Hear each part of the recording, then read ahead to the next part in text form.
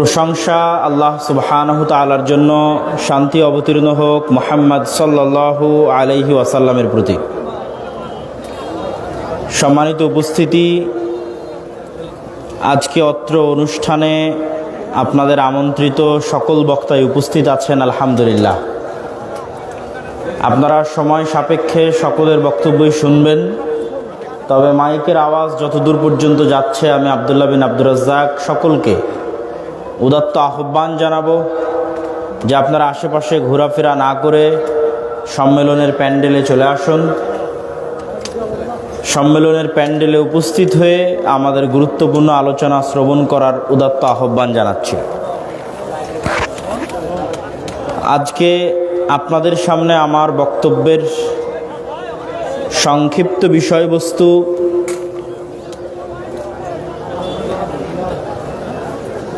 তাগুত।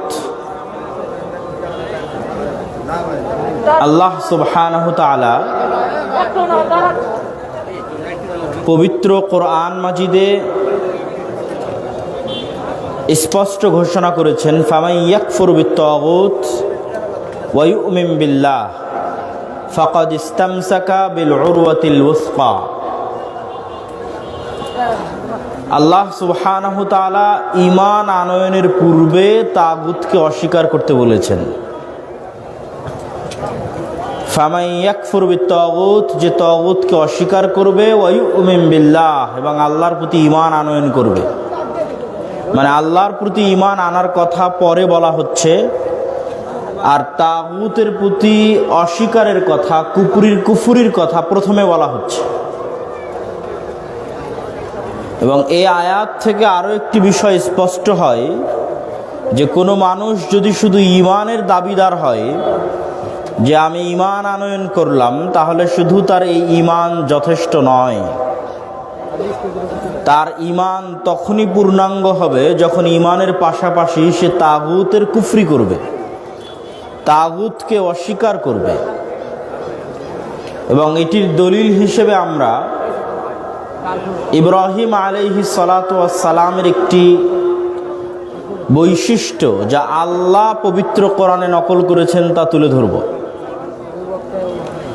আল্লাহ সুবহানাহু তাআলা সূরা মুমতাহিনার 4 নম্বর আয়াতে বলেন, ক্বাদ কানাত লাকুম উসওয়াতুন হাসানাহ ফি ইব্রাহিম ওয়াল্লাযীনা মাআহু ইয ক্বালু লিকাওমিহিম ইন্না বুরাউ মিনকুম ওয়া মিম্মা তা'বুদুন। হে মুসলিম উম্মাহ, হে মুসলিম জাতি, তোমাদের জন্য আদর্শ রয়েছে ইব্রাহিমের মধ্যে। তোমাদের জন্য আদর্শ রয়েছে ইব্রাহিমের মধ্যে। কি আদর্শ?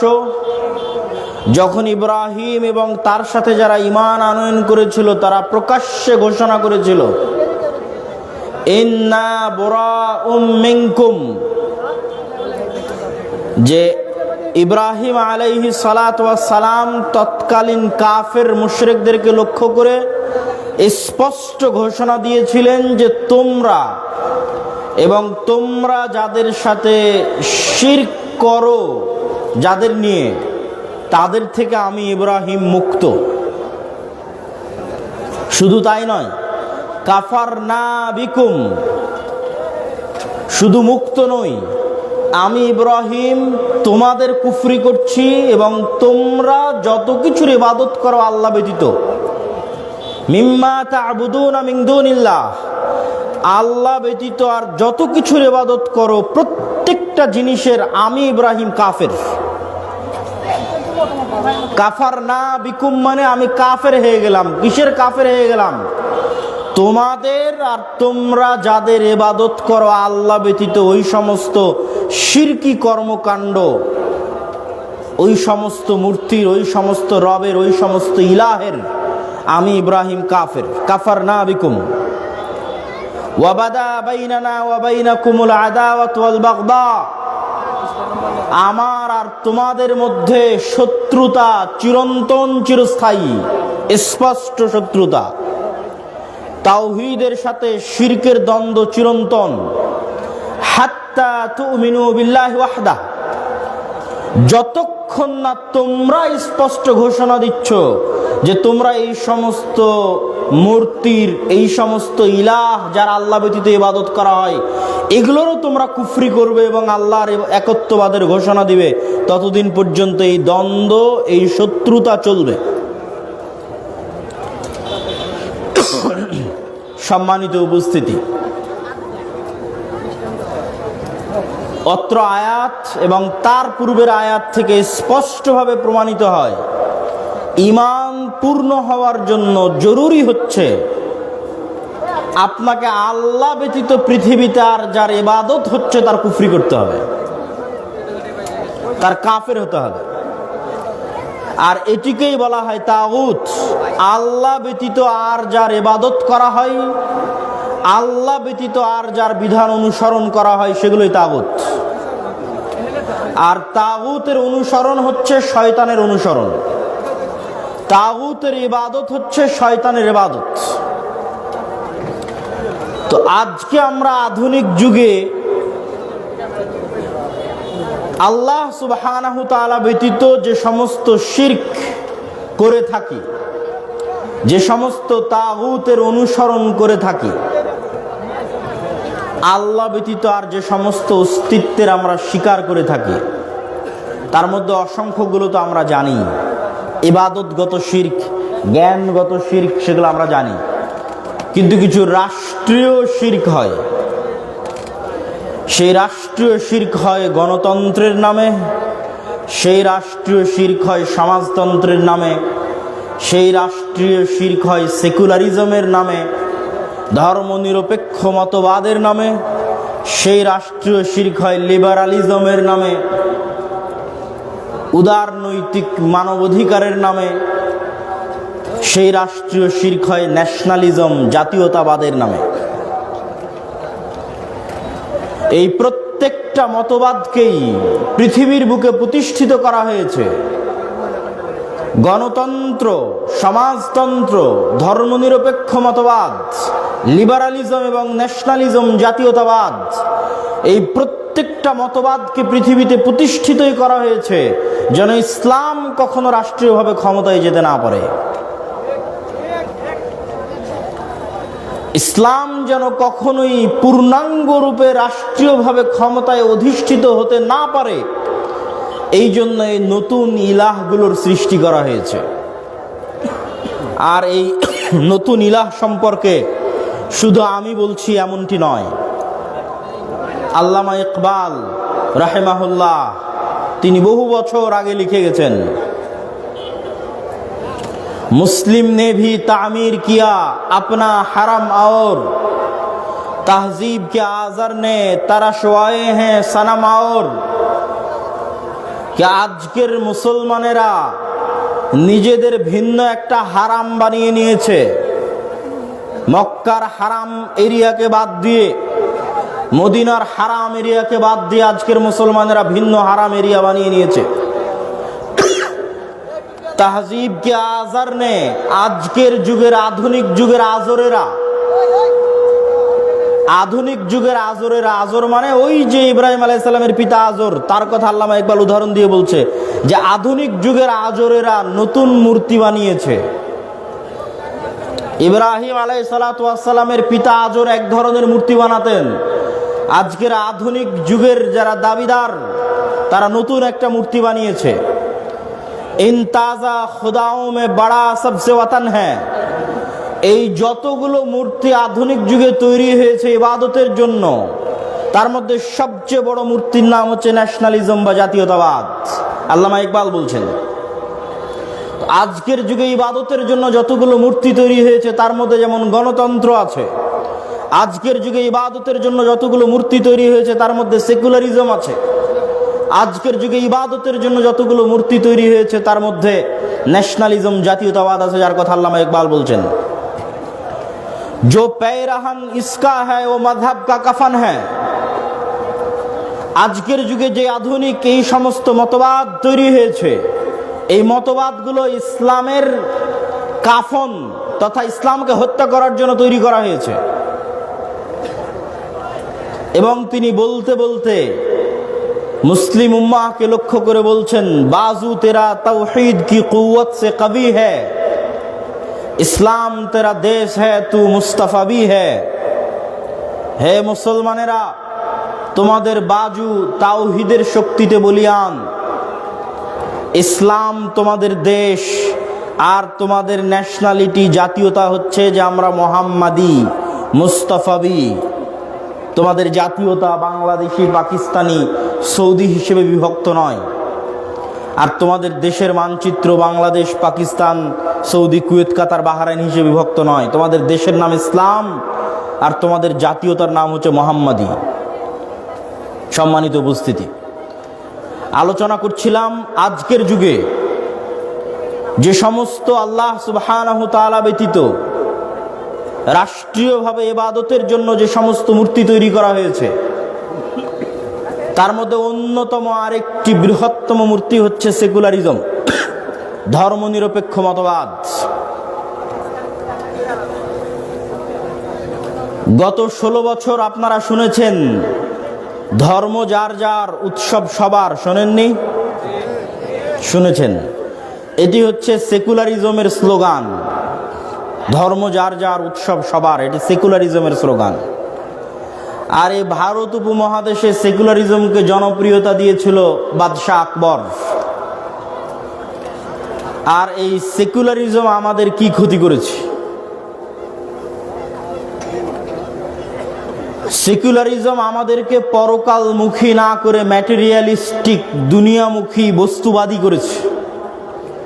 সেকুলারিজম আমাদেরকে মানুষ হতে না শিখিয়ে ক্যাশ মেশিন, টাকা তৈরির মেশিন বানিয়েছে। আপনি যখন ইসলামের কাছে যাবেন, তখন ইসলাম বলবে সবচেয়ে দামি গুরুত্বপূর্ণ জিনিস হচ্ছে তোমার পবিত্রতা, তোমার আত্মমর্যাদা, তোমার আত্মসম্মান, তোমার রিজিকের হালাল, তোমার লজ্জাস্থানের হেফাজত। এগুলো হচ্ছে সবচেয়ে গুরুত্বপূর্ণ, তুমি যেন বিক্রি না হয়ে যাও। আর সেকুলারিজমের কাছে যখন আসবেন, সেকুলারিজম বলবে সবচেয়ে দামি হচ্ছে টাকা, টাকার জন্য সবকিছু বিসর্জন দিয়ে দাও, ক্যাশ মেশিন হয়ে যাও, বস্তুবাদী, দুনিয়ামুখী হয়ে যাও। ফলত মানুষ আর মনুষ্যত্বের মধ্যে থাকে না, মানুষ তখন পশুত্বের কাতারে নেমে যায়। সেকুলারিজম এর বিরুদ্ধে যখন আমরা বলি, তখন মানুষ বলে যে এই সেকুলারিজম বললে আপনাদেরকে কট্টরপন্থী বলবে, আপনাদেরকে এই বলবে সেই বলবে, যদি সেকুলারিজমের বিরুদ্ধে বলেন। আমি বলি, আপনি আপনার আশেপাশের পৃথিবীর দিকে তাকিয়ে দেখেন, আপনার আশেপাশের দুনিয়ার দিকে তাকিয়ে দেখেন, আপনি পার্শ্ববর্তী দেশ ভারতের দিকে তাকিয়ে দেখেন, আপনি এখান থেকে 1000 কিলোমিটার দূরে অবস্থিত দেশ ইসরায়েলের দিকে তাকিয়ে দেখেন। যেই ভারত প্রতিষ্ঠিত হয়েছিল সেকুলারিজমের উপর, মাওলানা আবুল কালাম আজাদ, জওহরলাল নেহরু, গান্ধী ভারতকে তৈরি করেছিলেন সেকুলারিজমের উপর। সেই ভারত আজকে কট্টর ডানপন্থী হিন্দুত্ববাদী আদর্শে বিশ্বাসী। তার মানে ভারত সেকুলারিজমের 2 পয়সা দাম দেয় না। ভারত তার ভ্রান্তির উপরে, তথা আমাদের দৃষ্টিতে এই দিন ভ্রান্ত হওয়ার কোনো লজিকের দরকার নাই, কিন্তু সেই ভ্রান্ত দিনের উপর তারা কট্টর। হাজার হাজার মুসলমানকে গুজরাতে হত্যা করেও 10 বছর যাবৎ প্রধানমন্ত্রী থাকাতে পৃথিবীর কাউকে পরোয়া করে না। আপনি ইসরায়েলের দিকে দেখেন, ইসরায়েল সেকুলার নয়, ইসরায়েল কট্টর জায়নিস্ট ইহুদিবাদী দেশ। সিরিয়া বিজয়ের পর 500-র অধিক সিরিয়ার জায়গায় বিমান হামলা চালাতে ইসরায়েল পৃথিবীর কোনো দেশের অনুমতি নেয়নি, পরোয়া করে না। সে সেকুলারিজমে বিশ্বাস করে না, সে তার ভ্রান্তির উপরেও তার দিনের উপর কট্টর। আমি যখন আজকের জেনজি যারা ফেসবুক, ইউটিউব, টিকটকে ভারতকে নিয়ে হাসাহাসি করে, তখন আমি তাদেরকে নিয়ে হাসাহাসি করি। কেন? তারা ভারতকে নিয়ে হাসাহাসি করে, ভারতের স্বাস্থ্য ব্যবস্থা বা ভারতের যে পাবলিক টয়লেট, শৌচাগারের ব্যবস্থা আর অনেক কিছু এগুলো নিয়ে হাসাহাসি করে। আর আমি হাসাহাসি করি ভারতের দম আছে, তাই ভারত তার ভ্রান্তির উপরেও হিন্দুত্ববাদীর উপর টিকে আছে। তুমি মুসলমান কাপুরুষ, তাই তোমার দেশে ইসলাম বাস্তবায়ন করতে পারোনি। তুমি যদি বলো যে আমি ভারতের চেয়ে শক্তিশালী, ভারতের মতো সাহসী, হাসাহাসি ঠাট্টা করতে চাও, তাহলে ভারতের মতো দম দেখাও, বাংলার মাটিতে রাষ্ট্রীয়ভাবে ইসলাম প্রতিষ্ঠা করে দম দেখাও। মিনমিন করে মিউ মিউ করে সেকুলারিজমের বুলি আওড়াও, আর তোমার চারিপাশে কট্টর হিন্দুত্ববাদীদের ঘিরে আছে। এই সেকুলারিজমের বুলি আউড়িয়ে তোমার স্বাধীনতা রক্ষা হবে না। আমি আব্দুল্লাহ বিন আব্দুর রাজ্জাক বলে গেলাম। তুমি যদি স্বাধীন হতে চাও, তারা যদি ভ্রান্তির উপর কট্টর হতে পারে, তোমাকে তোমার হকের উপর কট্টর হতে হবে। এটি শুধু রাষ্ট্রীয়ভাবে নয়, ব্যক্তিগত জীবনেও। ব্যক্তিগত জীবনেও মুসলমানেরা দাড়ি রাখতে দ্বিধায় ভুগে। ব্যক্তিগত জীবনে মুসলমান যদি আর একজনকে দাড়ি টুপি মাথায় দিয়ে দেখে, তাহলে তাকে আনস্মার্ট মনে করে। ব্যক্তিগত জীবনেও মুসলমান যার গলায় প্যান্ট শার্ট টাই দেখবে, তাকে স্মার্ট মনে করবে। ব্যক্তিগত জীবনেও মুসলমান যাকে ইংরেজি বলতে দেখবে, তাকে স্মার্ট মনে করবে। ব্যক্তিগত জীবনেও মুসলমান যে ইংরেজি জানে না, তাকে আনস্মার্ট মনে করবে। ব্যক্তিগত জীবনেও সে তার নবীর দ্বীনের উপর, নবীর সুন্নাতের উপর হেজিটেটেড, দ্বিধাহীনতায় ভুগে, সিদ্ধান্ত নিতে পারে না। সুতরাং ব্যক্তিগত জীবনেও সে পরাজিত। কেননা একটা ইহুদি দাড়ি রাখার সময় চুল পরিমাণও পরোয়া করে না যে পৃথিবীর কে কি কল্পনা করবে। এই জন্য ইহুদি শতকরা 90% বেশি ইহুদি দাড়ি রাখে। আর মুসলমান চিন্তা করে যে মানুষ কি বলবে, তো আর ভারত নিয়ে হাসাহাসি করার কি আছে, ওই তো গোলাম। ওরা তো অন্তত নিজের দ্বীনের উপর কট্টর এবং স্বাধীন। তুমি যেই দিন তোমার নবীর আদর্শের উপর কট্টর হতে পারবে তাদের মতো, সেই দিন তুমি স্বাধীন। আর যতদিন তোমার নবীর দ্বীনের আদর্শের উপর কট্টর হতে পারবে না, ততদিন মনস্তাত্ত্বিক কলোনিয়াল গোলামির শিকার, মনস্তাত্ত্বিকভাবে ঔপনিবেশিক গোলামির শিকার। সম্মানিত উপস্থিতি, শুধু তাই নয়, বর্তমান আমেরিকায় যারা ক্ষমতায় এসেছে, ট্রাম্প প্রশাসন, তারাও ধীরে ধীরে ডানপন্থী খ্রিস্টান বা কট্টর খ্রিস্টান পন্থার দিকে এগিয়ে যাচ্ছে। সেটা একদিক থেকে আবার ভালো। কোন দিক থেকে ভালো?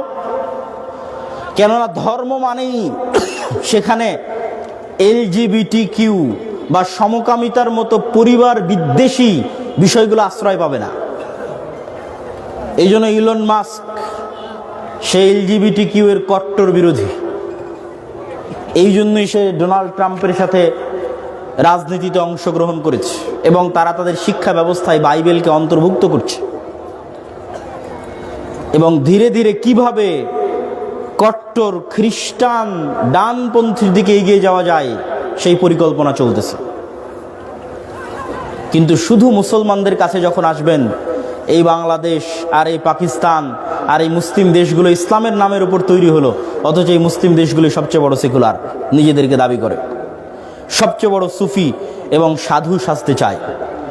এই জন্য আমি আব্দুল্লাহ বিন আব্দুর রাজ্জাক, প্রধান উপদেষ্টা ডক্টর ইউনূসের সামনে গিয়ে বলেছিলাম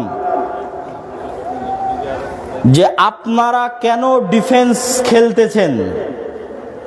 সারা ভারত থেকে বলা হচ্ছে বাংলাদেশে হিন্দুদের উপর নির্যাতন হচ্ছে, আর আপনি মুখের ফেনা তুলে দিচ্ছেন, না ভাই দেখো আমার এখানে হিন্দুরা এত ভালো আছে, এত সুখে আছে, এত শান্তিতে আছে, এত ফেনা তোলার তো দরকার নাই, এত সুফি সাজার তো দরকার নাই।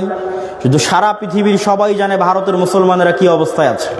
আপনার যদি সাহস থাকে, তাহলে তারা যেমন বাংলাদেশে বসবাসরত সংখ্যালঘু হিন্দুদের পক্ষে আওয়াজ উঠাচ্ছে, দম থাকলে আপনি ভারতের সংখ্যালঘু মুসলিমদের পক্ষে আওয়াজ উঠান।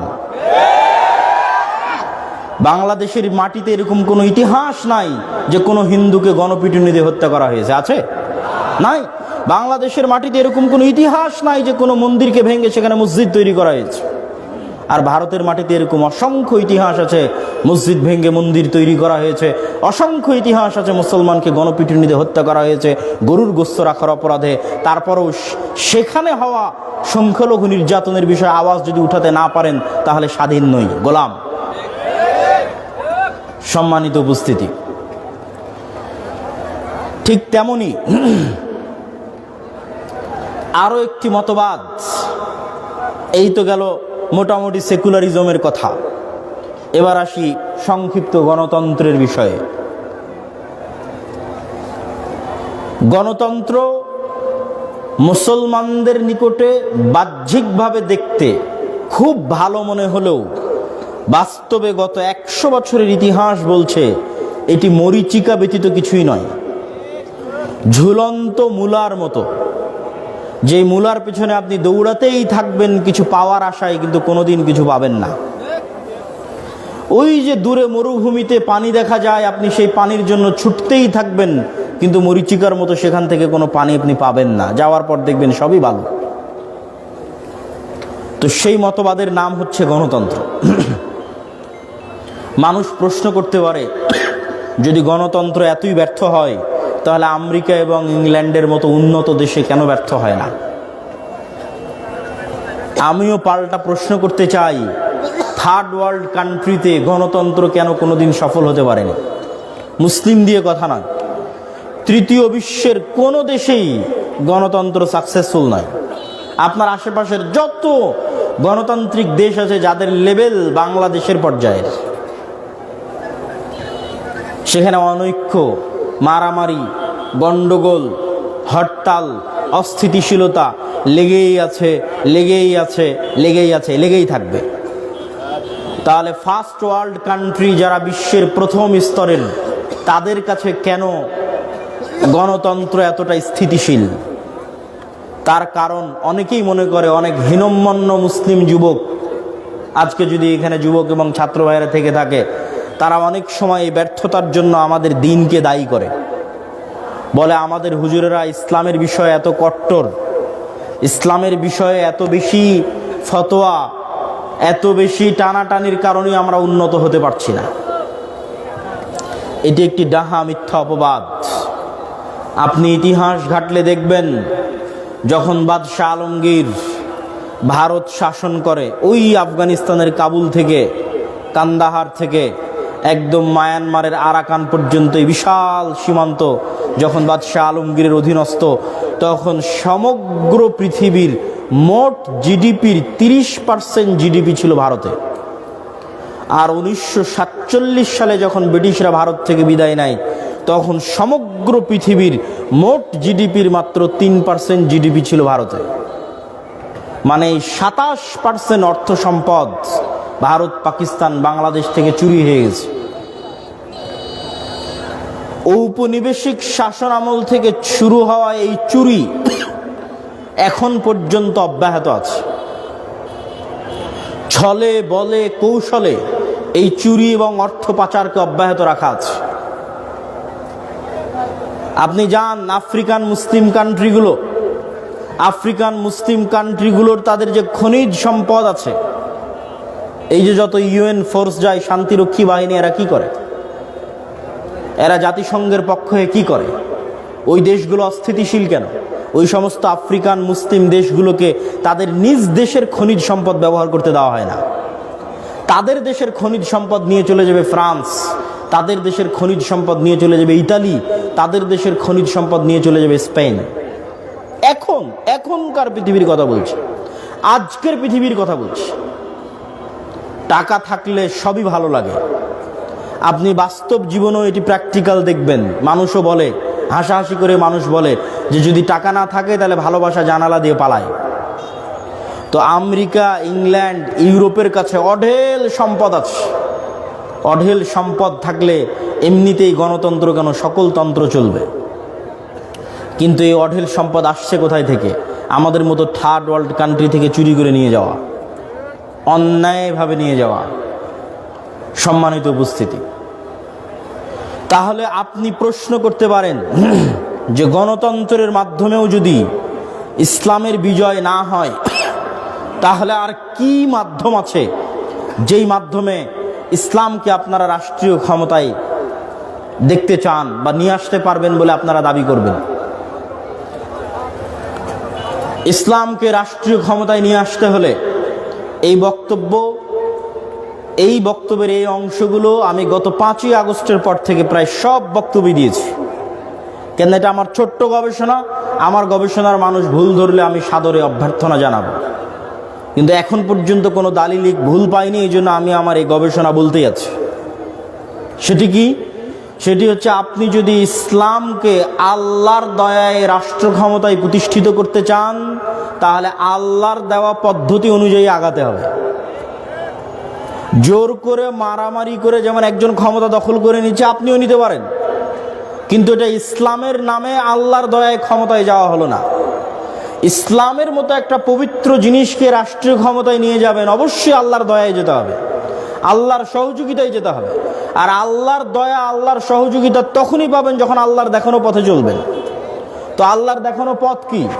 কুলিল্লাহুম্মা মালিকাল মুলকি তুতিল মুলকা মান তাশা ওয়া তানজিউল মুলকা মিম্মান তাশা।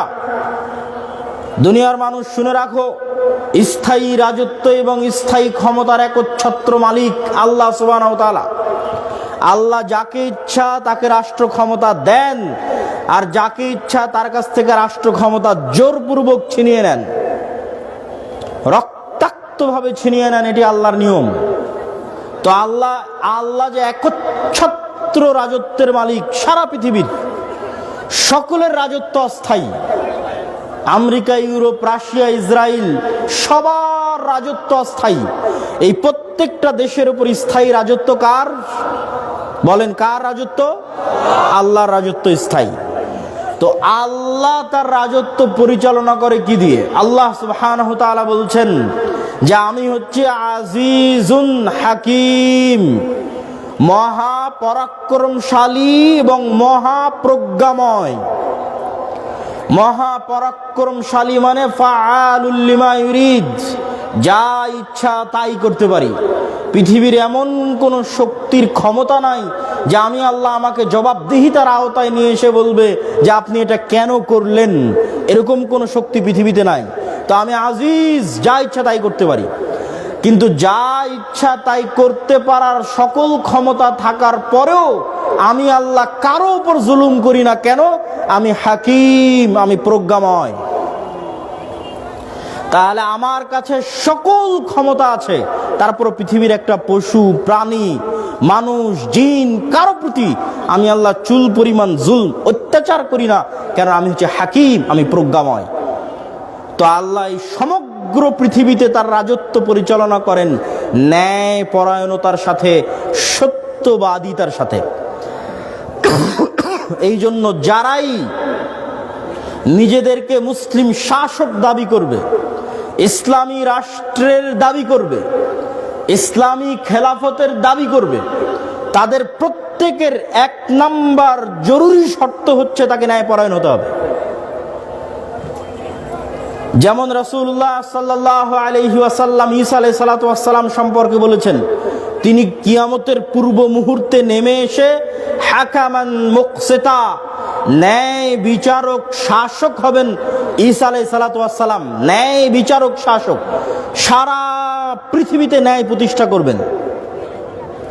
এবং সমগ্র পৃথিবীতে ন্যায় প্রতিষ্ঠা করার জন্য অর্থের পরিমাণ এত বেশি হবে যে ভিক্ষা এবং মানুষের কাছে চাওয়ার মতো কোনো মানুষ থাকবে না। তাহলে পৃথিবীতে আমরা যতজন গরিব আছি, এই বরদুল, কামারখন্দ, সিরাজগঞ্জে যত মানুষ গরিব আছে, প্রত্যেক মানুষের গরিব থাকার পিছনে জুলম, অত্যাচার দায়ী। ওই যে হাজার হাজার কোটি টাকা পাচার হয়ে গেছে, এই জন্য এরা গরিব। আরো কে কোথায় সুদ, ঘুষ, দুর্নীতিতে লিপ্ত, ওই প্রত্যেকটা দুর্নীতির কারণে আমি আপনি গরিব হচ্ছি। আর যখন ওই সব দুর্নীতি বন্ধে শতভাগ ন্যায়ের সাথে রাষ্ট্র চলবে, ন্যায়ের সাথে পৃথিবী চলবে, তখন কেউ গরিব থাকবে না, যেমন ঈসা আলাইহিস সালামের সময় থাকবে না। আর এক হাদিসে রাসূলুল্লাহ সাল্লাল্লাহু আলাইহি ওয়াসাল্লাম বলেছেন, সাবআতু ইউদিল্লুহুমুল্লাহ ইয়াওমা লা দিল্লা ইল্লা দিল্লুহ। 7 শ্রেণীর মানুষকে আল্লাহ বিশেষ ছায়া দিবেন। যেই দিন আল্লাহর বিশেষ ছায়া ব্যতীত আর কোনো ছায়া থাকবে না, সেদিন এক নম্বরে ইমামুন আদিল, ন্যায় বিচারক, ন্যায়পরায়ণ, দায়িত্বশীল। সারমর্ম কি দাঁড়ালো? ইসলামী রাষ্ট্র মানে ন্যায় বিচার, ইসলামী রাষ্ট্রের রাষ্ট্রনেতা মানে ন্যায় বিচারক, ইসলামী খেলাফা মানে ন্যায় বিচার, ইনসাফ, ন্যায়পরায়ণতা, সত্যবাদিতা। এখন আমি ঈসা আলাইহিস সালাতু ওয়াস সালাম যদি নিজে ন্যায় বিচারক না হই, নিজে ন্যায়পরায়ণ না হই, রাষ্ট্রের কিভাবে ন্যায় বিচার প্রতিষ্ঠা করব? তো আপনারা যারা এখানে উপস্থিত হয়েছেন, বক্তব্য শুনছেন, অনলাইন অফলাইনে দেখছেন, প্রত্যেকের কাছে প্রশ্ন। প্রত্যেকেই বলে, কেন মুসলমানেরা রাষ্ট্র ক্ষমতায় নাই? কেন রাষ্ট্র ক্ষমতার জন্য কেউ চেষ্টা করে না? কেন ইকামতে দ্বীন, রাষ্ট্রে ইসলাম প্রতিষ্ঠার জন্য কেউ চেষ্টা করে না? রাষ্ট্রে ইসলাম প্রতিষ্ঠার এক নাম্বার শর্ত ন্যায়পরায়ণ হতে হবে, এক নাম্বার শর্ত সত্যবাদী হতে হবে। যে মিথ্যুক, যে অন্যায়পরায়ণ, তার হাতে আল্লাহ কখনো আল্লাহর দয়ায় রাষ্ট্র ক্ষমতা দিবে না। জোর করে মিথ্যা বলে মারামারি করে ক্ষমতা নিয়ে নিতে পারে, ওটা ইসলামের নামে নয়। মিথ্যার জোরে হতে পারে, ক্ষমতার জোরে হতে পারে, কিন্তু আল্লাহর দয়ায় কেউ রাষ্ট্র ক্ষমতা নিবে, তাকে সত্যবাদী, ন্যায়পরায়ণ, আমানতদার হতে হবে। আর আমাদের মুসলমানদের অবস্থা দেখেন, এখানে এখনো কত মানুষ বসে আছে যারা তাদের পিতার মৃত্যুর পর তাদের বোনকে পিতার সম্পত্তিতে ন্যায়ের সাথে ভাগ দেয়নি। কেউ আছে ভাগই দেয়নি, কেউ আছে দিয়েছে, ন্যায়ের সাথে দেয়নি।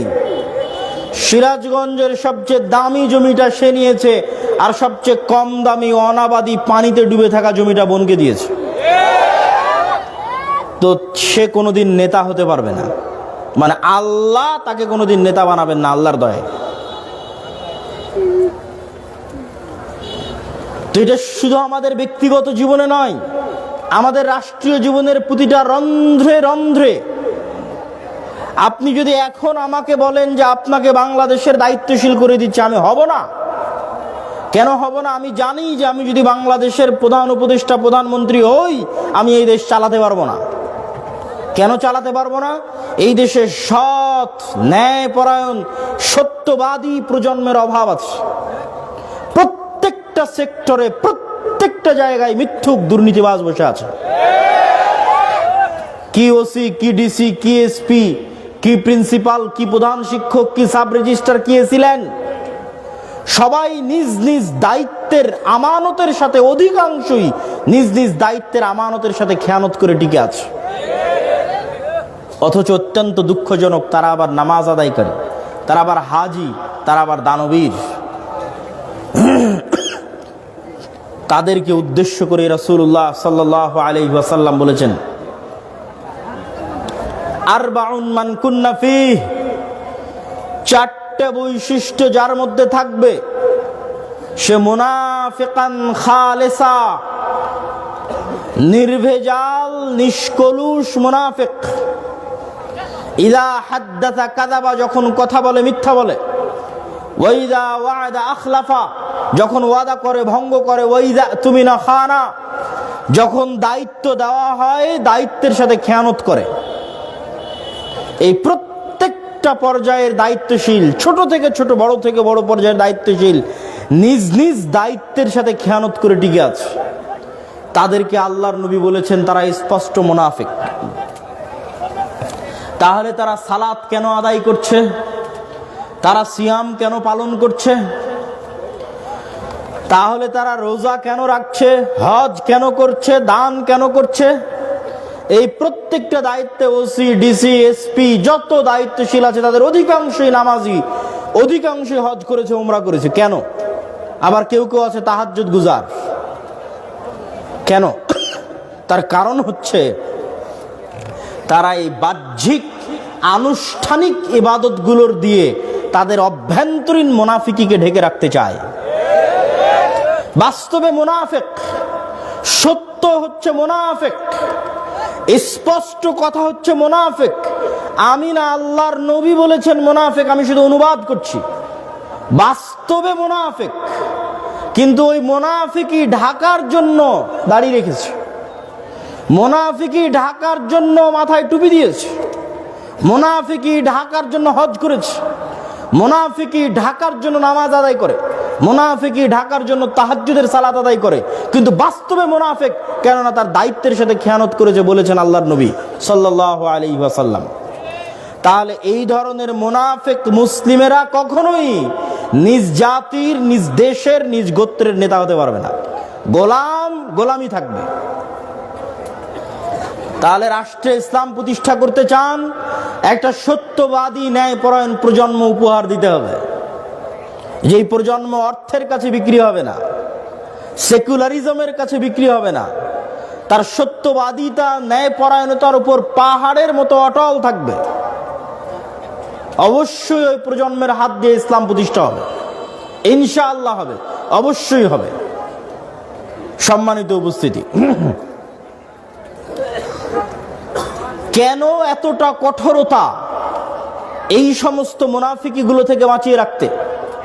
আমি বক্তব্য শুরু করেছিলাম যে বক্তব্যের শুরুতেই বলেছিলাম যে আপনি সেকুলারিজমের কাছে যাবেন, সেকুলারিজম বলবে আপনি ক্যাশ মেশিন, আর ইসলামের কাছে আসবেন, ইসলাম বলবে আপনার আত্মমর্যাদা, আত্মসম্মান রক্ষা করা সবার আগে, আপনার পবিত্রতা রক্ষা করা সবার আগে।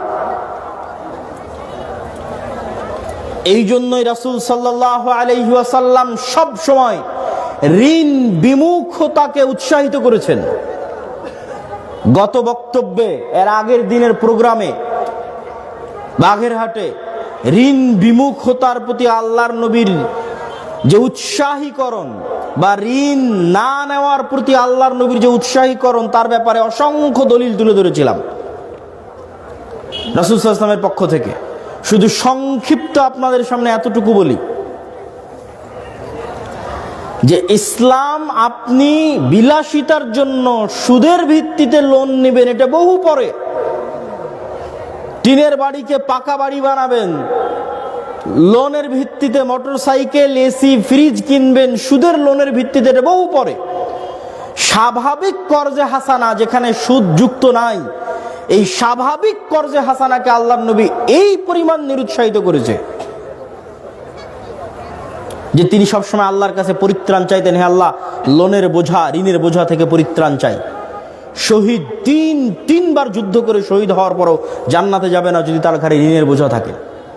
তাহলে কেন এতটা কঠোরতা? ওই যে আজকে যদি 500 টাকা কিস্তিতে লোন নেন, 1000 টাকা কিস্তিতে লোন নেন, কালকে যখন পরিশোধের সময় আসবে আপনি মিথ্যা বলবেন। কথা বলেন না যে মিথ্যা বলবেন না? অবশ্যই মিথ্যা বলবেন। আপনার স্ত্রীকে মিথ্যা বলা শিখাবেন, আপনার সন্তানকে মিথ্যা বলা শিখাবেন। তাহলে লোন দিয়ে মিথ্যার রাস্তা শুরু হলো, আপনার মধ্যে অপবিত্রতা প্রবেশ করলো, আপনার আত্মমর্যাদা নষ্ট হলো, আত্মসম্মান নষ্ট হলো। এখন আপনি আর নেতা হতে পারবেন না, এখন আপনি আর দেশ, জাতি, সমাজের নেতৃত্ব দিতে পারবেন না। ওই বৈশিষ্ট্য হারিয়ে ফেলেছেন। এই জন্য আপনার সেলফ রেসপেক্ট, আত্মমর্যাদা যেন উঁচু থাকে, আপনার মাথা যেন উঁচু থাকে। এই জন্য ইসলামের সবচেয়ে বেশি প্রায়োরিটি দেওয়া হয় আপনার এবং আমার পবিত্রতাকে, আপনার এবং আমার আত্মমর্যাদাকে, আত্মসম্মানকে। সম্মানিত উপস্থিতি, আমরা আলোচনা করছিলাম রাষ্ট্রে ইসলাম কিভাবে প্রতিষ্ঠিত হবে।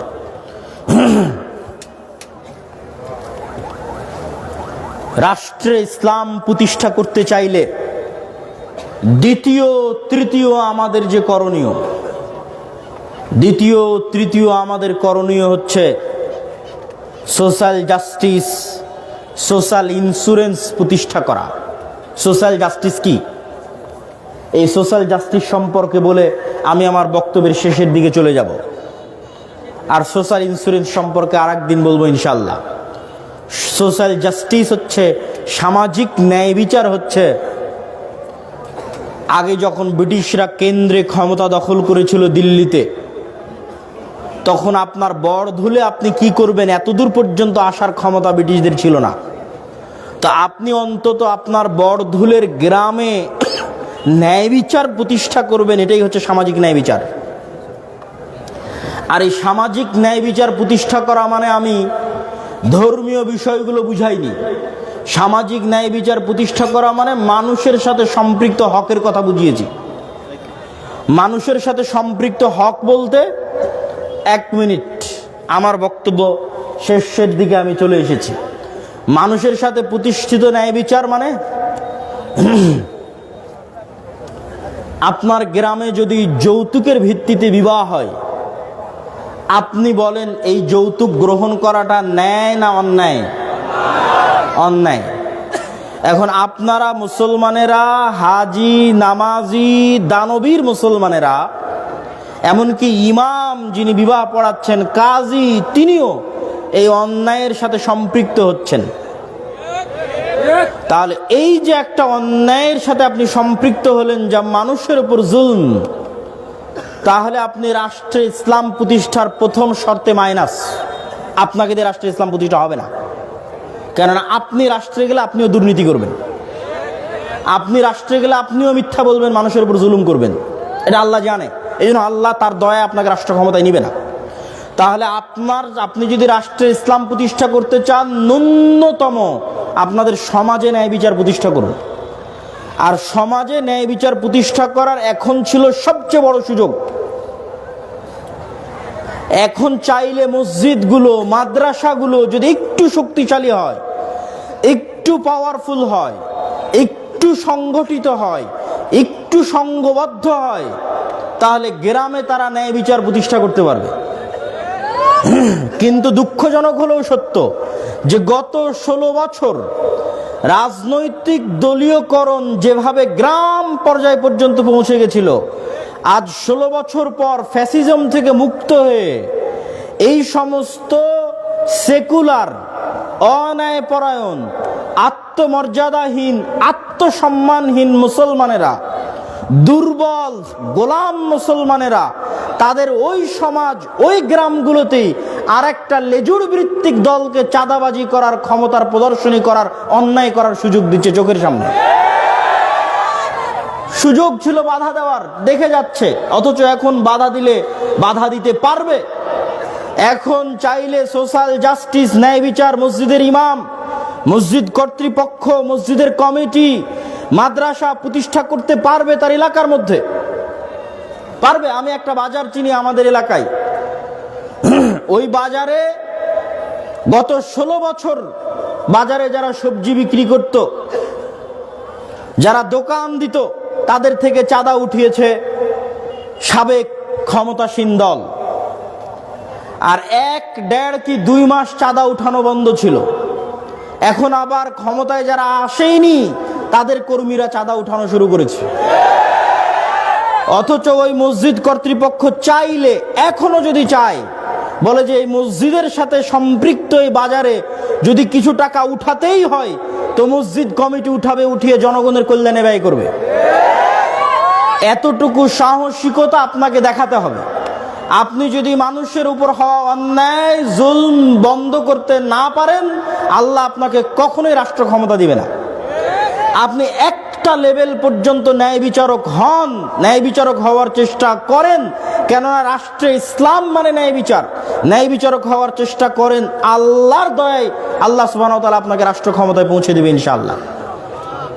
সম্মানিত উপস্থিতি, এই জন্য যুবকদের প্রতি, উপস্থিত মুসল্লিদের প্রতি উদাত্ত আহ্বান জানাবো, আপনি যদি পূর্ণাঙ্গ মুমিন হতে চান, আধুনিক যুগের তাগুতগুলোর কাফের হতে হবে। আধুনিক যুগের তাগুতের কাফের না হয়ে আপনি ইব্রাহিমের অনুসারী হতে পারবেন না। গণতন্ত্র, সমাজতন্ত্র, ধর্মনিরপেক্ষ মতবাদ, জাতীয়তাবাদ, এই ধরনের মতবাদের প্রকাশ্যে নিজেকে কাফের ঘোষণা করতে হবে যে আমি এই সমস্ত মতবাদের কাফের। এবার আপনার ঈমান পূর্ণাঙ্গ হলো, এবার আল্লাহর সহযোগিতা আপনার সাথে আসলো। শুরু থেকে শুরু করেন। নবীরা সবসময় শুরু থেকে শুরু করতেন। মুসা আলাইহিস সালাতু ওয়াস সালামের যে মুজিজার লাঠি ছিল, সেটি দিয়ে চাইলে ফেরাউনকে হত্যা করে দিয়ে ডাইরেক্ট ক্ষমতা নিতে পারতেন। এত দুঃখ, কষ্ট, অত্যাচার, জুলুম সহ্য করার দরকার ছিল না। কিন্তু আল্লাহ কোনো কিছুই হুমজিক্যালি ডাইরেক্ট করেন না। 7 বছর ইউসুফ আলাইহিস সালামকে জেলে রাখার কি দরকার? ফেরেশতা জেলের দেওয়াল ভেঙে দিলেই হয়। ফেরেশতা জেল থেকে বের করে নিলেই হয়, কুয়া থেকে ফেরেশতা উঠিয়ে নিলেই হয়। আল্লাহ এভাবে কাজ করেন না। আল্লাহ মানুষকে পরীক্ষার মধ্যে দিয়েই, অত্যাচার জুলমের মধ্যে দিয়ে আল্লাহ মানুষকে প্রতিষ্ঠিত করেন। অতএব আমাদেরকেও নবীদের মতো শুরু থেকেই শুরু করতে হবে, এবং শুরু থেকে শুরু করলেই আপনি যদি শুধু আত্মমর্যাদা সম্পন্ন সত্যবাদী ন্যায়পরায়ণ প্রজন্ম উপহার দিতে পারেন, যে প্রজন্ম আপোষ করবে না, সেকুলার হবে না, নিজের দিনের উপর কট্টর হবে, যেটা আগের বক্তব্যে আমি বলেছি, তাহলে ওই প্রজন্মের হাত দিয়ে ইসলামের বিজয় হবে ইনশাআল্লাহ। আল্লাহ সুবহানাহু ওয়া তাআলা আমাদের কবুল করুক, আল্লাহুম্মা আমিন। সম্মানিত উপস্থিতি, আজকের যারা অনুষ্ঠান আয়োজন করেছে তারা, আমি তাদের প্রতি উদাত্ত আহ্বান জানাবো যে তারা অবশ্যই এটির পিছনে প্রচুর খরচ করেছে। আপনাদের মধ্যে বৈঠকি দানের জন্য তারা যাবে। আপনারা অবশ্যই আল্লাহ সুবহানাহু ওয়া তাআলার সন্তুষ্টির জন্য তাদের উক্ত কাজে সহযোগিতা করবেন। আমি স্বেচ্ছাসেবকদের অনুরোধ করব ভিতরে যাওয়ার জন্য।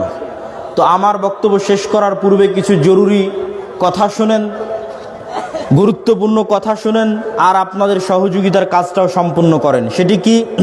আদ-দাওয়া ইলাল্লাহ। আদ-দাওয়া ইলাল্লাহ দেশব্যাপী মক্তব প্রতিষ্ঠা করছে। আপনাদের সিরাজগঞ্জেরও কিছু কিছু মক্তবকে আমাদের ট্রেনিং দেওয়া আছে। এখন পর্যন্ত 500-র অধিক মক্তবকে আমরা ট্রেনিং দিয়েছি।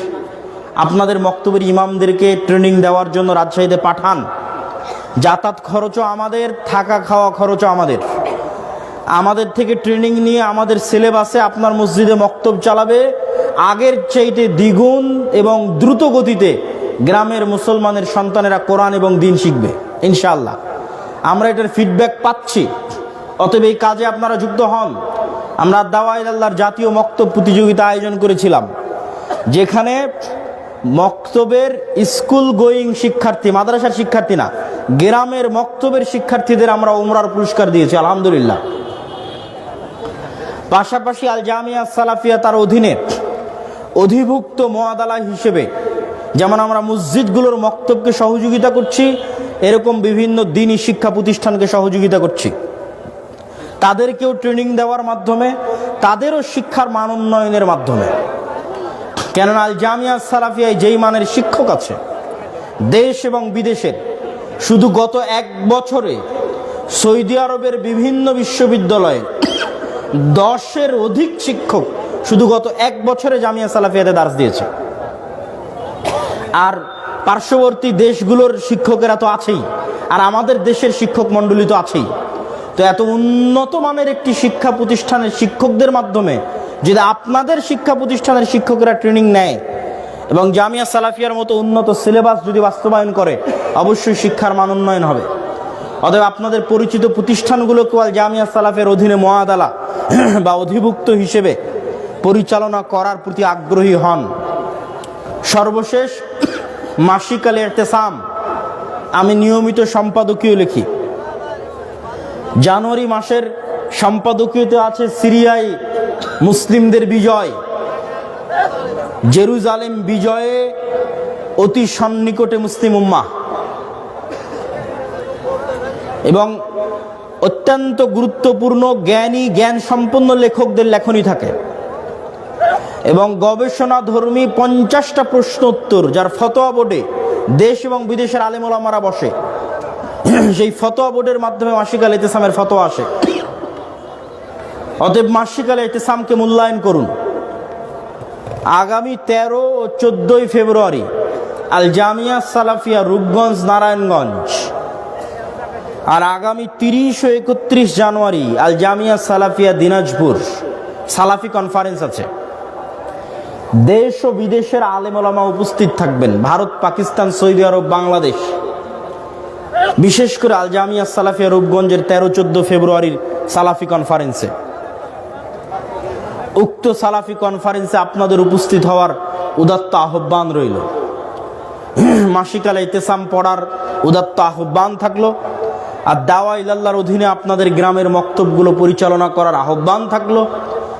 আপনাদের শিক্ষা প্রতিষ্ঠানগুলোকে আল জামিয়া সালাফিয়ার অধীনে পরিচালনা করার আহ্বান রেখে শুধুমাত্র আল্লাহর সন্তুষ্টির জন্য, দেশ ও জাতির কল্যাণের জন্য, আপনাদের সন্তানের উন্নত শিক্ষার জন্য আমরা কাজ করে যাচ্ছি। আল্লাহ সুবহানাহু ওয়া তাআলা আমাদেরকে এবং আপনাদের এই কাজগুলোকে কবুল করুক, আল্লাহুম্মা আমিন। এই বলে আমি আমার সংক্ষিপ্ত বক্তব্য এখানেই শেষ করছি। ওয়া আখির দাওয়ানা আনিল হামদুলিল্লাহি রাব্বিল আলামিন। আসসালামু আলাইকুম ওয়া রাহমাতুল্লাহি ওয়া বারাকাতুহু।